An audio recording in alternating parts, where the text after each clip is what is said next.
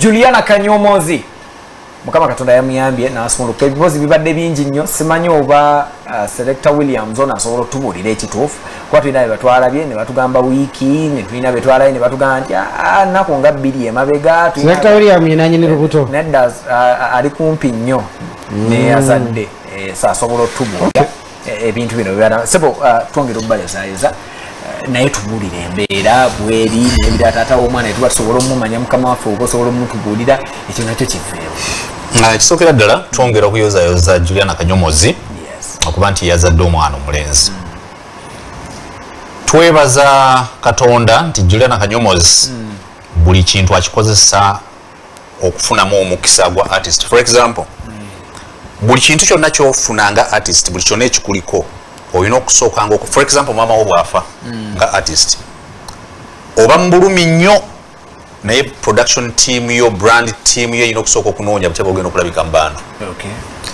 Alusi Mabere bwe yafa recently muwala we Monet yamala ebbanga yeyambula nnyo ne ku Instagram obo osobola omugoberera yeyambula nnyo yakola bite naye omuwala omanyi kye yakola yagenda ku Instagram n'asangula ebifaananyi byonna kubanga abantu baali bamutandise kiraba ekiwala kyatulekedde ekiwala tekirina magezi. Maama omuto actually muganda wa Shala Mwana bwe yafa waliwo omuwala wa Shala Mwana bwe Major 30 yajja mu lumbe ng'ali half naked ku vigil ng'ali half naked abantu bagamba naye ono nti ati nza mwana artist manya nzija ba handlers balina okuyamba. Lwaki nkirese bwete ku kya Juliana mujjukira bwe yakola video yafaanananga enti mama eyagundi ya Jennifer Lopez yes okireeta ng'omaze okukibala nti bwe ngireeta abamu side A egenda kwogera bweti side B egenda kukola kwogera bweti era yali afternoon ya Friday tugera okutuka ku Sunday nga buli muntu agala wakopya oluyimba lwa muno wakopya video ya muno wakopya so kati buli artist omunene ku level ya Juliana Kanyomozi ne bo bogenda kuzaala gaba mawulire abantu bafa ebwebu president n'afa ne bamuteeka awantu Nelson Mandela yafa ne ba preparinga abantu tosuubira president kufa ne bagala banange kitalo nnyo nga tufudde omukulembeze afiiridde so Juliana Kanyomozi nature ye yeyo nti afuna olubuto ne mutandika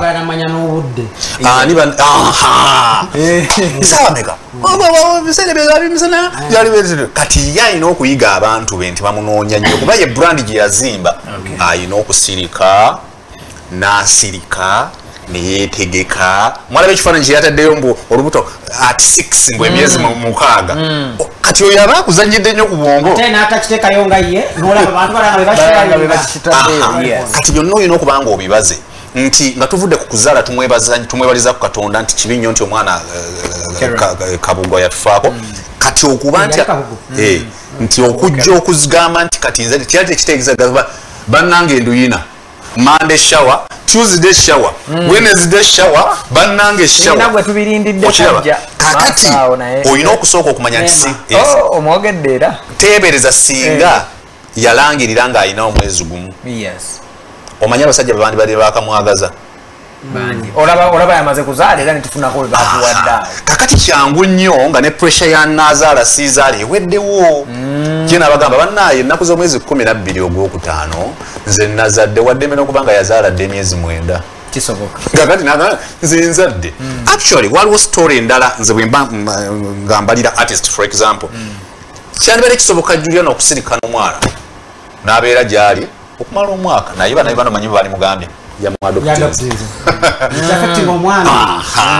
kakati it is better you come out so nze ndowooza seetagana kubuuza taata wa mwana ekikulu omwana alina taata we okiraba ne bwoba okoze surrogate era kisigala nti waliyo taata okiraba so tetwetaaga naye nga abantu sobola ate baddenyinga that opportunity to say yani kubanga kasita obeera mu public domain otandika okubanga oli public gundi subject buli sawa tukwagaza ki Selector Williams lwaki totaddeko galubinto ngamba mwe mwazingamba no way so mwagaliza mirembe mcongratulatinga era mkimanyi byonna asobola ebyo bimanya bya taata w'omwana yani manya byajja bisobola biyita. Okay, Nalebo twabonye abantu bangi Kamala ku internet yoko nga bali kuyozayoza omukyalo ono aba Rema Namakula abani bona abasinga obungi nabo ina abantu bangi abasada abakazi status yange eno nabo nanga nanze nyina mukwano jange abasoga babano bali lusoga lwange bannange bakunyonyola. Okay, kyakubaza ekifaananyi kingayi one kiri very important okumana nti I respect Juliana.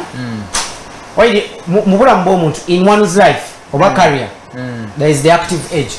Exactly. Never just like the way they would group you that alpha time you're in the production age.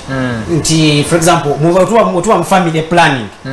Walaje baita active age nti abantu between emyaka 18 ne kwa 3 je myaka omuntu jasobola okuzaliramu ennyo. Yes. So Juliana, unlike other people beyatandika nabo yamanya who she is, so namanya nti obulamu bw'omuntu bulina stages bweziyitamu.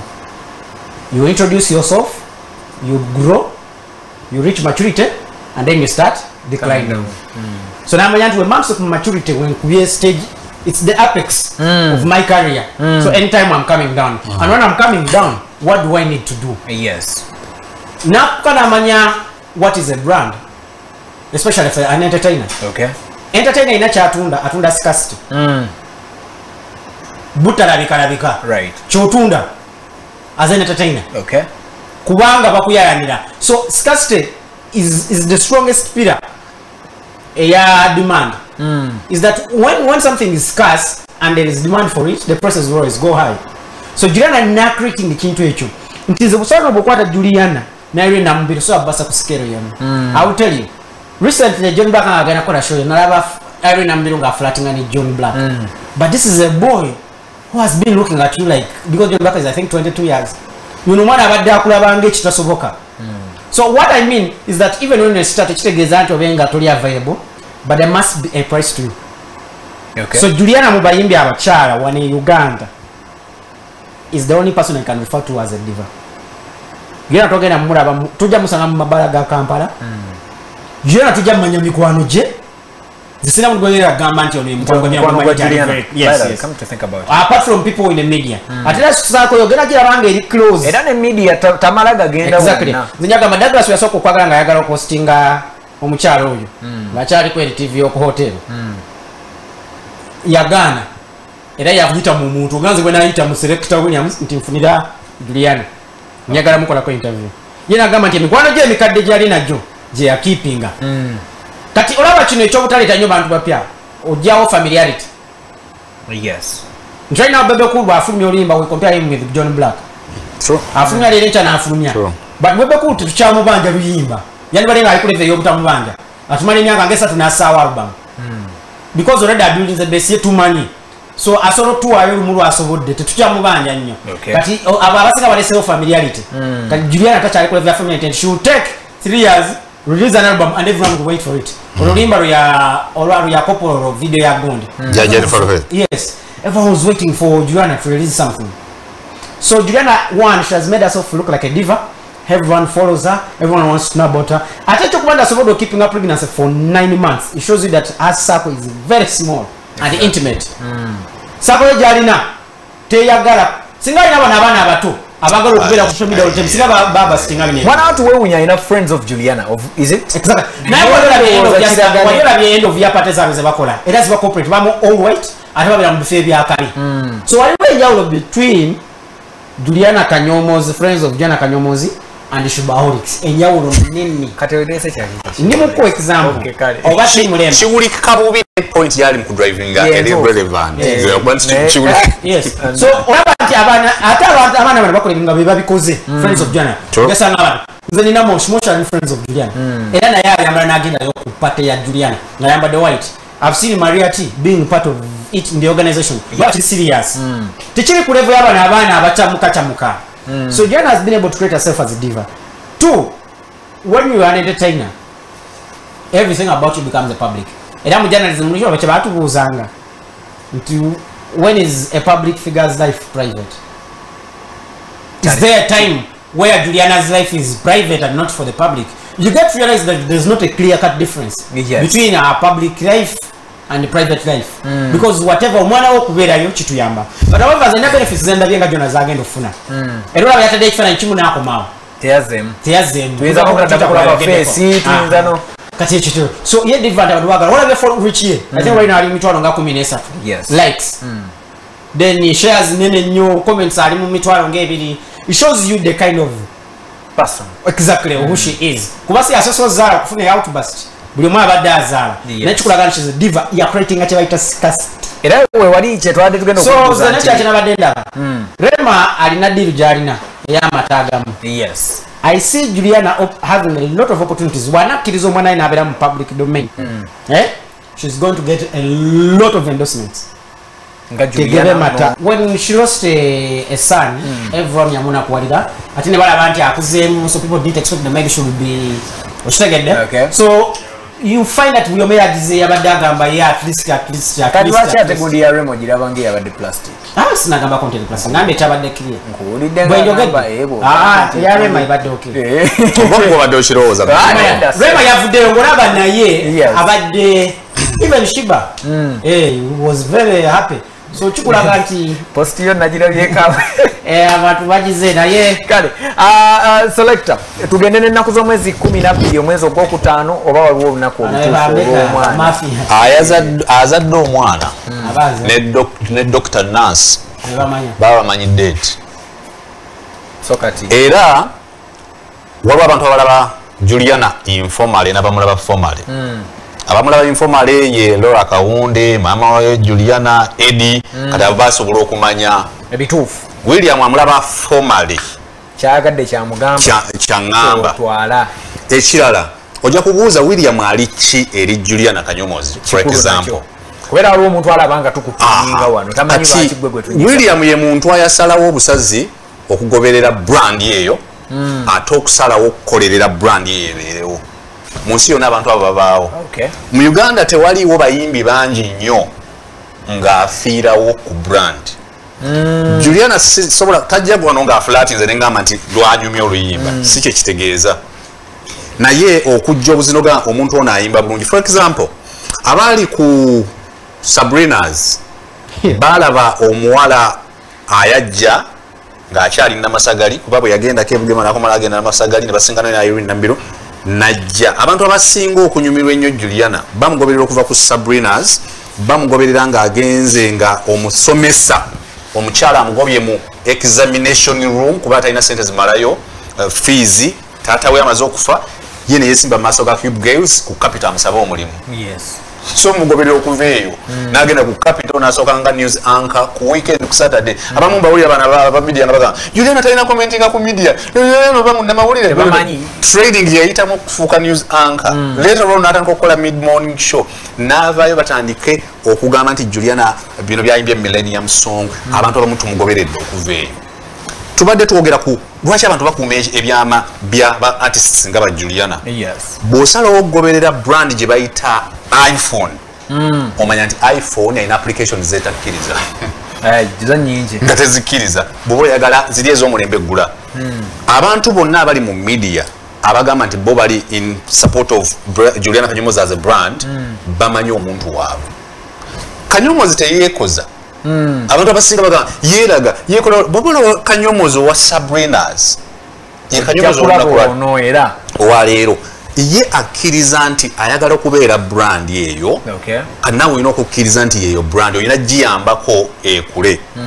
Sisobola kuyingira wano ku kamera ne nkugamba nti mmanyiyo date endala okujjako ye nga ngambye omanyi mukisa date ya 1980 lwe nazaala omwana ono. So ekisuuka ku ekyo ogenda ku ekyo taata w'omwana tubawe gwe tubawa taata w'omwana ekisookera ddala nga bwe twagambye nti Juliana naye is a superstar. Tusobola omubanja taata w'omwana ntufiirawo naye ate yasigaza right okutugamba nti mugumiikirize yaba ne right every now and then okutugamba nti okay kakati kino kyekino era bwe lutukeera olunaku nti kwanjula gali bamawulire okukyala gali kubanga artist obadde okimanyi nti ng'ovudde ku song olina okukola ku personality ne character. Yes. Brand At the end of the day is what you really say. At the end of the day is what you kati Juliana alina okwerekerayo obunyeebwa obwo. At the end of the day is what okiraba Okay. Alpha yerekerayo akanyeebwa n'agamba nti ne bwe mba nzize ekifuba nga kinnuma nyina okubanga nyina kyenkola ne kimbeezaawo ku show. era olaba omuyembe newabanga mulungi naye nga brand ye tevaayo bulungi bajja mumuvuma ekyozenibeketalanika bwati mu ddakiika ng'emu yokka nalebo tumalirize Juliana Kanyomozi ono abayimbi abakyala baali nabo nga tuggyeko bide bye twali tusagasaga ku social media n'ebirala Shiba omukyala azza kuyiseeko era azadde tonnaba n'ebirala n'ebirala abayimbi baffe bano balina kye bayigamu mu mbeera ya Juliana paka wano waali right now. Like I've said, Juliana is a benchmark. To me, if I'm to tell a youngster out there who really wants to appreciate the process, I'd actually tell her that Juliana is very pivotal on really what you would want to be. Mulabanga, like I've said, she's a diva. Umutu are taking the time to understand her personal brand, understand what she's expected to do. Which my Juliana, abadde alina ability okera n'ayimba raga. Okimanyi abadde asobola okera n'ayimba ebintu by'abashibe ebiriko notamanya style kyeryawo. Okimanyi asa naye tubaye agagala bikola. Katono nnyo kansooke nkipingemu wano. Juliana yakkiriza atya okubeera mu remix ya Kwekunyaako? No, what I think. Wali abantu ng'okuze nabo. Okay, that is a good one. Benon and Vampers. Wali abantu ng'okuze nabo. When they come and tell you that, because this is what I think why they were doing that remix is because when Vampers failed to join Swans as a director, they told him, okay, you're going to be part of Swans as an artist, but then we want to push your career. So they had to make that remix, put Keiko, put Joanna as in a way of making Vampers a big artist. But away from that, the reason why I should agree to be on such a remix is you have a story you've shared with Benon and Vampers. So when you select a nyamba one, sometimes it becomes very easy because you trust me